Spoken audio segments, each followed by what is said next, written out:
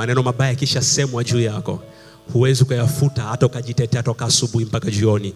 Huwezi kuyafuta. Nyamaza kimya tu, na Mungu wa mbinguni atakutetea. Neno likishatoka kwenye kinywa cha watu wakikusingizia, ni Yesu tu, damu ya Yesu tu peke yake inaweza ikasafisha na kukufanya upya na kubadilisha story ya maisha yako kabisa. Only by the blood of Jesus. Kuna watu tunahangaika kila siku kuwapendeza wanadamu, watu waone sisi ni wazuri. Mimi sikufanya hiki kitu, mimi sikufanya hiki kitu, sio mimi, sio mimi. Tunajitahidi kujitetea na kujionyesha sisi ni wema kwa watu. Unapoteza muda. Unapoteza muda tu. Msubiri Jehova peke yake. Yeye atakupigania na wewe utanyamaza kimya. Atakupigania na wewe utanyamaza kimya. Usihangaike kujitetea. Muache Jehova akutetee.